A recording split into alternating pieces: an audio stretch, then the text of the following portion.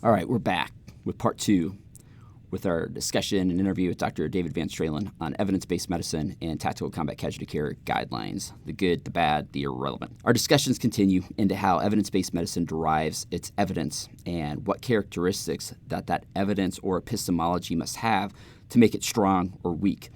Then we dive into the friction point that will naturally occur of how strong evidence or epistemology in evidence-based medicine often makes the study fairly irrelevant to anyone who works operationally due to how that RCT has to be conducted.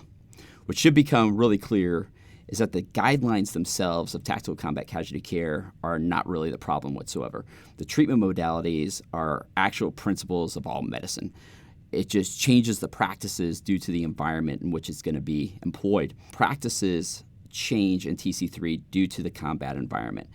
But nowhere in medicine are you going to find anyone who says, you know what, in regular medicine, outside the tactical environment, you can go ahead and ignore that arterial bleed. No, absolutely not. How you manage that or treat that is potentially going to change. And that's what the guidelines address. And I think that's the power of the guidelines. The problem comes when they are recommending products without any operational testing prior to going into that. And those are some of the problems that we've talked about before, from the wound stat to the antibiotics not being able to constitute in high temperatures. And really the list goes on and on. For anybody that's been following it through the years, there's been some epic problems that have occurred. That is really what we're hitting on, is the fact that they are recommending by name products that are in their guidelines, yet they have never been tested outside of that lab. And that's where the huge disconnect really comes into. And even if you look at it, there's certain companies out there that have actually based their entire product lines on following TC3, which is kind of interesting due to the fact that that's probably the weakest part of the guidelines, is they don't evaluate that stuff. And when we look at certain breakages of equipment, other issues that we will go into in this podcast, that's where I believe that main friction point occurs when we apply evidence-based medicine to the studies of actual products and then placing them to the guidelines. We're going to continue on with part 2. We'll also have about a 25-minute after podcast of these two that kind of wraps things up a little bit for you. Thanks. Obviously, when I started running into these issues with the junctional tourniquets that are advised right now that are in these guidelines, and having very, very close to 100% breakage of the 3 that are in there. 1 shouldn't even be in there, but the 2 that may seem like they should be in there. It was pretty astounding, because it was really by accident. We were at a place and doing a bunch of rescue training, and somebody basically threw one of these devices on, and it was one of the ones that screw into kind of the inguinal crease area.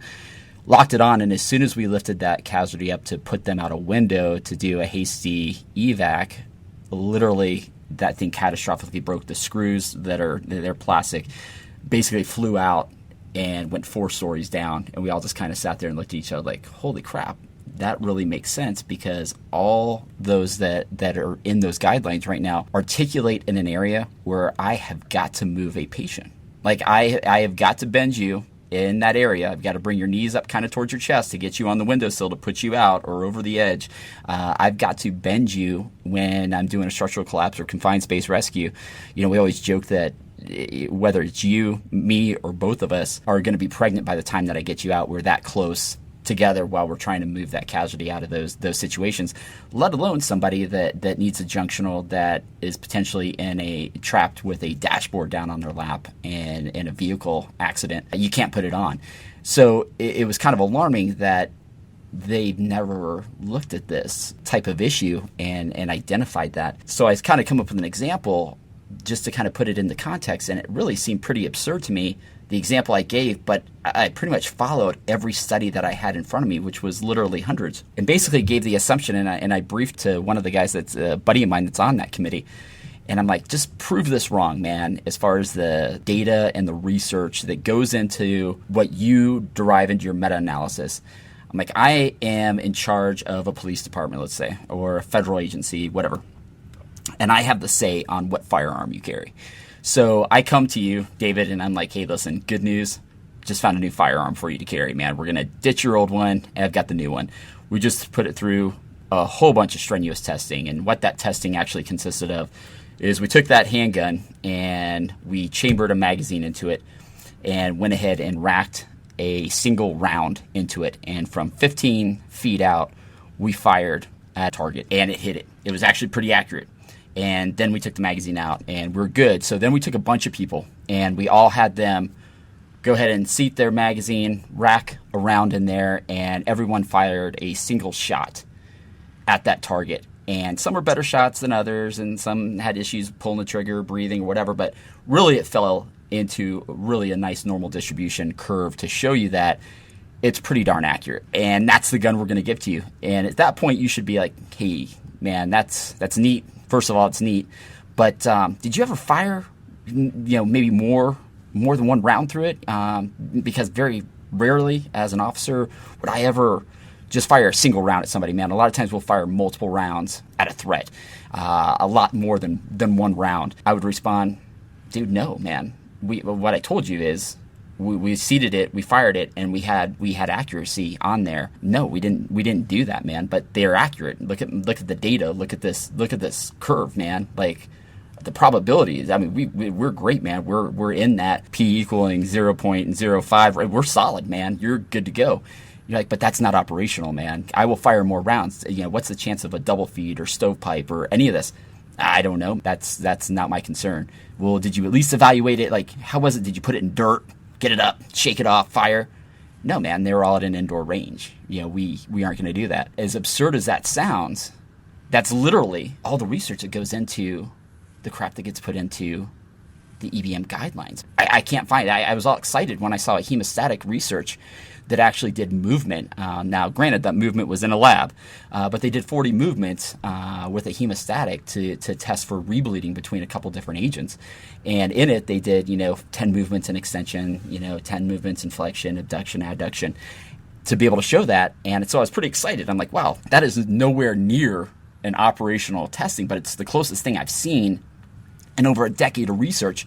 Then come to find out the original testing, it was actually done by the Brits, so it wasn't even us. But that's the reality of it. And the member that I was talking to of this just kind of laughed, and he's like, "Yeah, that's pretty much it, man. That's kind of alarming, Well, that's a good point though, because I worked in the ICU, and I can tell you the first half hour to 45 minutes, maybe even an hour of resuscitation, the majority of that can be done in the street. It sounds odd, but if I'm looking at a cardiac echo or an X-ray, standard for an emergency X-ray in the ICU is 1 hour. So it can take me an hour for that. Putting the monitoring lines in place when they're not there, 45 minutes to an hour, depending on how much support I have. You can be quicker, don't get me wrong, but for the most part, it can be done in the streets. And I would pay attention to that because I'd ask myself what can or can't go out there. One of the chiefs wanted to do central lines in the field, so I showed him how to do one. And when he saw that what can be done smoothly in the ICU, on the street, when you introduce the needle into the vessel, then you have to pass a wire through it. It's a very long wire. And if that wire touches anything, you got to pull it out, everything out, put pressure on it for 5 minutes for the bleeding to stop, and then start over. And then you realize that in the environment, it doesn't work. So he had never thought in terms of the environment as a fire chief. He hadn't. Because it works in one area doesn't mean it works in the other, and vice versa. That's one of the problems with evidence-based medicine is that because the environment is so controlled, and even physicians who bring you tips to do in the field, they can become experts at it by doing a lot of these cases, a lot of these procedures. They can very smoothly, and maybe they can do it in the field, or maybe they cannot because they don't realize all the distractions in the field and the type of environment you have. So if you're not taking into account the actual field application, you got to be very cautious with taking new stuff out there. And then there's the maintenance of it. We live in a desert area, so what about the stuff, how it's going to be sitting in an ambulance or a fire truck in the heat? I was at a national conference 20-some years ago, and they're talking about using blood warmers for IVs. And these docs next to me were deriding that, just making horrible comments about it. And finally somebody asked the question, which anybody who works in the mountains would understand, and the answer was, we use this in winter when the IV line can freeze going from the bag to the patient. Well, if you don't know the environment, of course you might be making criticisms of this. So we don't look from the hospital side, we don't take into account the uncontrolled environment of humidity, vibration, the noise in a helicopter or a fixed wing craft, the dust, the lack of support in people, the electric power that you might need for certain devices. That's not taken into account for it. And that's not even putting in what we talked about on evidence-based medicine of the interaction of the patient with the environment. Right. And I think before I sound too negative on that study, that the studies that I was just talking about, is I was talking to another buddy of mine who I really respect. It's an orthopedic doc in Georgia, and he brought up a good point, and that's that those studies are you have to start somewhere, really. And in the end, if a tourniquet makes a claim, or a junctional tourniquet, or a hemostatic, or anything like that makes a claim, that's really the first step. You've got to evaluate it, and that's probably going to be in a lab, because you've got to say, does this thing even work? And that should be that first step. The problem really that I have is then it's put into this guideline, and people actually believe that, wow, these people have probably really evaluated this. Like, they put it through the legitimacy and variables of combat, and that's inaccurate. That's not correct at all. So I think that, yeah, it's very valuable. And how could they really, when you think about it, with the cost of studies and things like that, to be able to test it in every environment, there's no way you can do that. I mean, how federal law enforcement roles compared to how local EMS system compared to how, units within special operations, from SEALs to Rangers to SF teams, they all are in different environments, from you name it. That's why they're specialized teams. So to be able to test them in all those environments is not realistic. But what is realistic is being honest about your research and saying, hey, listen, we have not evaluated it in an operational context, because there are so many operational contexts. What we have evaluated it in is in a laboratory, under fluorescent lights, in a very controlled environment. This is what we have found to work here. Now it is up to you to evaluate it to see if it works in your environment. And that's not what's being done. What's being done is, here we go, we've tested it in the lab, go for it, have at it, and take it with you to the ends of the world. It'll work. And it doesn't. That's the false sense of security that a lot of us rode on for a long time, is believing that research actually templated potential operational success for that specific brand name item in an operational environment. And that's not true at all whatsoever. There's no truth in it at all. So, I think that at least be honest about what's going on. And when you present that, say, hey, we cannot test it for what the Rangers are going to put it through, compared to what the U.S. Marshals may put it through, compared to what this fire department is going to do, compared to the Ranger Regiment. But we can tell you that at least the claims are true for what it says in a controlled environment. Now, have at it, and you need to do your own testing, and I think that would at least gain respect out there when you actually examine that research, how it's done now. Well, that's a good point, Sean, because you have to start somewhere. In other words, you have an envelope. And the old thing of pushing the envelope is, what are the operational characteristics? So you're given something from evidence-based medicine and saying, these are the operational characteristics of this drug, therapy, treatment, whatever you want to call it, equipment, and in a controlled environment. Now, your job in the field is to push that envelope to find out what is the operational characteristics given the lab data. Because every time so in other words, you're a test pilot. Every time you're out in the field, you're testing these things out, finding what are they in my complex environment.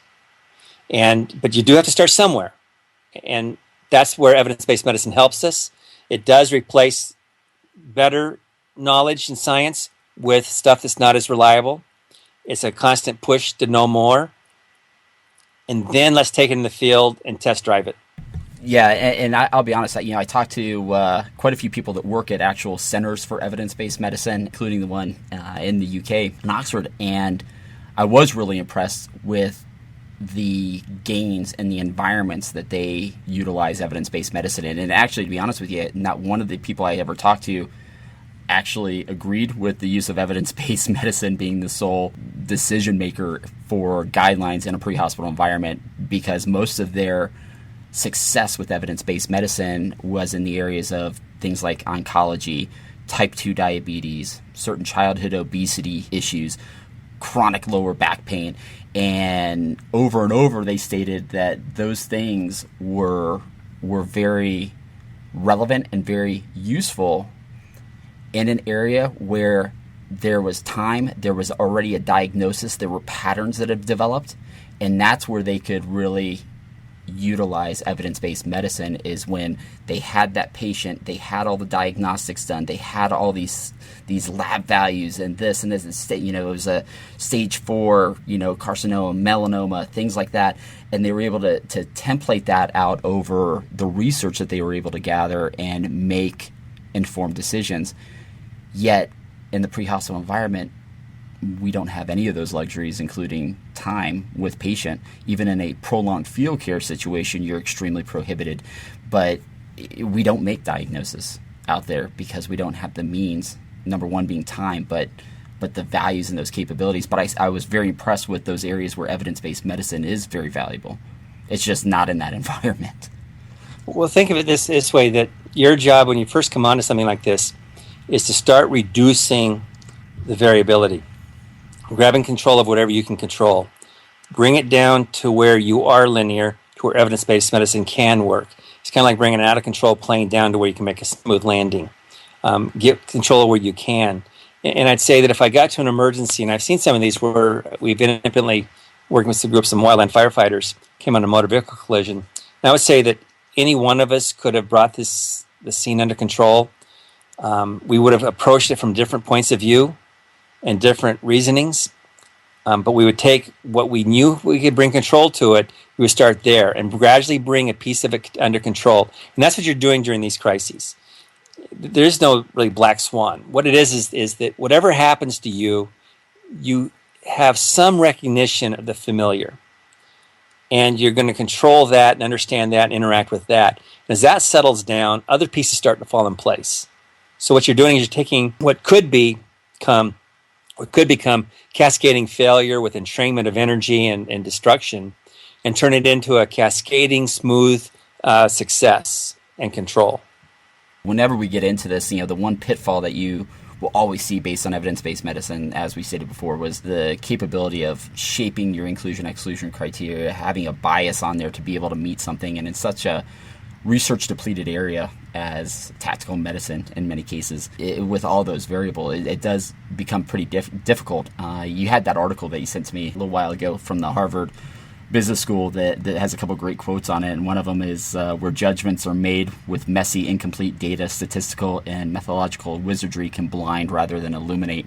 And I think we've seen that probably in quite a bit of the stuff that we've been talking about, and a lot of the studies that were referenced as we begin to bring up quantitative and qualitative events. Another quote out of there is McNamara's Vietnam War era experience painfully demonstrates leaders tend to get into trouble not by fouling up the numbers, but by failing to give the correct weight to all of the quantitative and qualitative factors that should figure into their decisions. The greatest risks they run are by products of their trained tendency to define problems in terms of what they know and then fall back on the past behavior when faced with a new challenge. Then he goes on to say, we see what we want to believe, which is, what we talked about before with our confirmation biases that we have. And we tend to put that square through the circle, even though we know we're going to have to hammer a while to get it in there, but maybe we can make it fit. And I think that's what we've seen. And we see that actually in military data, it's things like TC3 trying to be pushed into the civilian area. And that data, that dog doesn't hunt at all. Extremity hemorrhage, number one, you bet your ass it is in the military data. And all that those tens of thousands of service men and women that have been injured, that they're pulling that data showing that extremity hemorrhage, specifically lower extremity hemorrhage, is the number one injury people are getting in war. And then trying to put that into the civilian side sounds reasonable until you look at the data and like, wow, you know what? All of those tens of thousands of people injured that we're looking at the injury data on, all were wearing level 4 body armor, front and rear plates, many times side plates, bicep protectors, Kevlar helmets. And to be honest with you, the only part of their bodies not exposed or not protected with PPE is their lower extremities. And then you start going, wow, how many kids do we send to school? How many kids go to school? How many people go to the movie theaters like Aurora wearing level 4 body armor that we can translate that data directly into there? And then we start seeing that, man, this may be problematic, trying to force that square into the circle a little bit. Well, I kind of want to build on some of what you were saying about the role of this evidence-based medicine. If you have facts, which evidence-based medicine is working to develop, how do you identify what a fact is? Take these facts, they will guarantee your hypothesis. That's what your research is about. You have a hypothesis, you collect facts, you guarantee them. That's actually what deductive reasoning is. But in the field where we are, we don't have facts, we have evidence. And that evidence can be weak or it can be strong. And if you think about what you're doing is someone's approaching you, they're going to help you or hurt you. You watch their face, you watch their demeanor, you watch how fast they're approaching. And as the evidence comes up, it starts going through your mind whether they're there to help or hurt. You're also in your mind is going the evidence of those around you who might help you or will they hide behind you. So these things are going back and the evidence is changing. And as the evidence keeps changing, you keep changing your conclusion of what you're going to do. That's called inductive reasoning. The evidence supports the conclusion and your job is to strengthen the evidence and throw away the weak evidence, constantly changing your conclusion, as opposed to deductive reasoning, where your job is to collect the facts, because if you can collect the facts, then you got a guaranteed hypothesis. So those who like evidence-based medicine the most, if you watch them, they're all about collecting data, all about collecting facts, because that's going to make them feel better and reassure them. Those of us who work in a different environment of that inductive reasoning, 80% of the time you're successful and 20% of the time you fail is not a fact to me. That's evidence.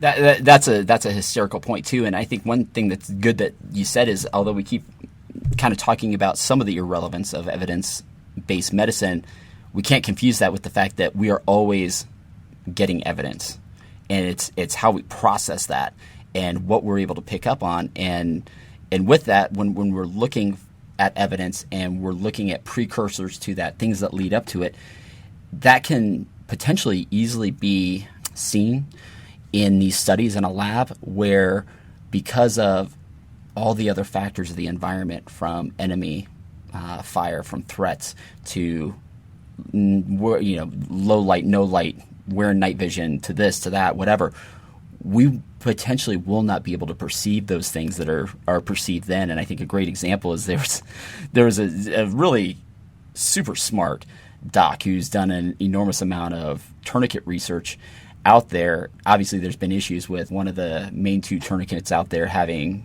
breakage with a windlass, and a lot of these things get blamed on, it's a counterfeit, it's this or that, and that's absolutely not true. There's been plenty of cases where it's been pulled right out of the box, out of the wrapper, and had those break, and I've seen that multiple times even within the last 2 months. It's interesting because in one of his documents he actually stated in a presentation that when he's using that plastic windlass, he believes it's positive because before it breaks, he can feel it bend in his hand. And that gives him kind of a warning. We all looked at each other and it literally almost started rolling, because under the stress of actually being out there, not being as a PhD in a laboratory, doing thousands of tourniquet tests and feeling a slight flex of the plastic in my hand before it breaks, actually putting it on your buddy who is bleeding to death, how many people are able to perceive that windlass flexed a little bit while his buddy just got shot, he's bleeding out, and shit's going awry? You are not going to be able to perceive crap as far as the windlass flexing slightly before it broke. But it's that gap, it's that plutonic fold, that gap of knowledge between reality of operations and potentially somebody who just studies it in a lab. Both are very valuable. I'm not trying to dissuade that, but the irrelevance is mind-blowing at times. Well, that's the point. It is the lab people, we need them. They're going to give us a well-constructed envelope. It's going to have a lot of characteristics that are known, and there'll be some that are unknown. Some will be static characteristics, and some will be dynamic, meaning that until I start moving and using it, I won't know. And remember, dynamics do change. It's well known in physics. If you play with silly putty, pull it slowly, it stretches. Pull it fast, it breaks. There's another thing that have dynamic resistance, flow. When it goes slow, it's laminar, and the resistance is from the diameter or radius. And there can be a point of either density or speed, flow rate, where it changes between laminar and turbulent. In turbulent flow, the resistance is due to the speed. So what I'm saying is that you're given a static envelope. You're in a dynamic world. You start working that world, you start working that envelope, and each one of us is an experiment to decide how can we push that envelope, knowing that there's some limits. Some of the limits only we know from the environment, and some of the limits are known by the researchers in the lab. Lastly, to kind of wind this up a little bit, is one thing that we touched on but really probably didn't give an example that I think rings true with a lot of the people that we work with and teach, is going back to the curves, the normal curve. The one thing we always talk about, and we talked about it this evening, but you're going to see it on every study that you see, is that p-value, is the probability. That is what is derived from there, right? It just like the emergence of 6 sigma off of your standard deviations of your bell curve and things like that. Those outliers are thrown out, and probability can be assessed off that. Where your normal distribution deals with probability, your power distribution or inverse power laws deal with possibility.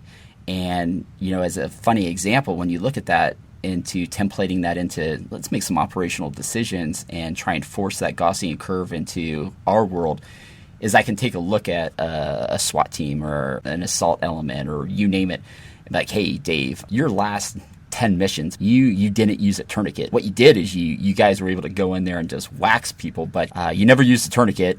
But what you did is you had a couple guys that got dust in their eyes. And so what I'm suggesting is I'm going to pull the tourniquets off your gear on your next mission. And we're going to replace that with some little saline bottles so you can do eye flushes, because probability tells you you're going to need those tourniquets. And you probably will need this saline eye flush. And people will look at you like they want to kill you. Like, are you a flipping moron, man? But that's really probability. Is I can look at that data sets of your past missions and potentially template that, where the power distribution curve looks at possibility going, we are hitting a place that where dudes have guns and they shoot people. I am definitely not leaving the tourniquets behind. And I think that's, at a basic sense, an interesting purpose when you're trying to look at the probability versus possibility. What happens when we throw the outlier out? And I think that kind of goes back to what you opened with, is it's that one event in 99, that one event in 1,000. We don't throw that away, right? We still consider that a possibility and don't want to get burned down by it. I agree with what you're saying, and then keeping in mind who you're up against. Risk managers, risk assessment. Risk is an actuarial value. It's going to be the damages basically times the probability it'll happen. If you multiply those out, that comes up with the risk. If I spend more money than that to mitigate it, I've wasted money. So this tells you, actually, risk guides you at insurance, buying insurance and being insured, and it helps figure out how much money should I put into a building to protect it, keep it from falling. That's what risk is about. A probability helps you know that risk. What you're describing is, I'm going out in the field, and so I can sit there and calculate how much money I can spend, how much a soldier costs me to lose. I can go into their death. I can go into medical care. I can actually calculate from a risk awareness, not that I would, that the probability of a soldier being shot, wounded, maimed, killed, disabled for life, how much should I spend to mitigate that? And that's kind of what you're describing. You're describing somebody who's using an actuarial approach to figure out the cost, minimal cost, to mitigate risk, and I'm willing to accept a certain amount of loss because to pay more money is expensive. Interesting also that you brought that up, because I could not find one thing on evidence-based medicine as far as the hallmarks or the definitions that did not have as one of the bullet points it being a cost-effective practice. See, and that's important, because if you notice, the people who use the actuarial approach or tell you that this costs too much money tend to be the ones who are not at risk for hurt themselves. They're not out in the field. They're going to be back in the lab somewhere in office. So their sensation of possibility and what can happen with loss is different from yours. You can see clearly now the difference in epistemology. If they want to make it measurable, they want to know how much it's going to cost me if I don't do it, how much will it cost me if I do it, what's the cost of the risk. This is what they're going to be calculating out. And maybe there's some judgment that's useful on that. Do I invade a country? What's the cost going to be? So it can frame an argument. But when it comes down to the granular level of you engaged with an event, that you throw out. Because that's one of the problems with Toyota Lean and these other Six Sigma they want. They want to get rid of variability. They want to get rid of the waste. They want to get rid of the fat. And then when they need it, this just-in-time stuff doesn't work. It's like, well, how much equipment is on a fire truck? Not enough and too much. Only firefighters or people in emergencies understand that concept. Everybody else thinks it's a joke, or they call it all toys. So yeah, it's very real how much you can bring out in the field. And I would tell you that not to depreciate equipment, but probably the most cost-effective thing we can do, and it's not so much education and training and teaching, it's helping our people in the field learn how to think. And if I were to say there's any difference I can see between the guys and gals I worked with in the 70s who had the combat experience from World War II through Korea and Vietnam. They had the major riots, Watts riots. They had huge fires. They had crimes, the onion field problem with the cops, LAPD. They had a different way of thinking than when I encountered when I got into healthcare. And when I came into medicine, it was completely different. That's what led me to this study, to figure out what was the discrepancy, what was the gap, what was the cause of it. And I can tell you that it's to learn how to modulate your fear response. It's physiologic in the brain. To learn how to make decisions with imperfect, messy information. To learn how to think on the fly, to approach a plan, a situation with no plan. Like one firefighter told me, I don't know what's happening, but I know what to do. Yeah. When I said that in the ICU, people looked aghast at me. I never said it again. I said it only one time. Never again. Because they did not understand what I was talking about. So we are sometimes taken seduced by evidence-based medicine, equipment, and tools, and we don't go back to how to think. And one way that I think is important, a buddy of mine I went to high school with and some college, he works in a farm in Idaho, and the government had made these fancy devices for siphoning water out of the canal into the irrigation ditches. And the farmers learned that if you put your hand over one end, dip it in the water, and pull it up quickly, it does the same thing. So there's a lot you can replace by the ability to think and problem solve. And that's where I would go, the difference, what my fire captain told me, Bill Core. He said, what we do in the fire department is we solve problems the public cannot or will not solve themselves. And I file that under cute phrases, interesting stuff. And then as I started reading Duncan Dieterle's work on problem solving versus decision making, I realized that's actually quite significant. Because Dieterle looked at problem solving and divided it between the intuitive problem, because you have to solve it intuitively.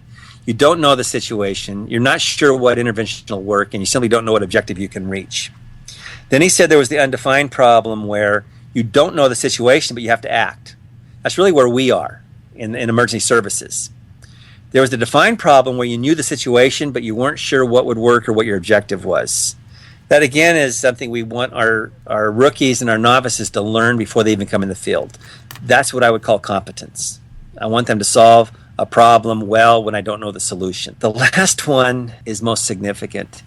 If you know the situation and know the intervention and know the objective that can be reached, that's really evidence-based medicine.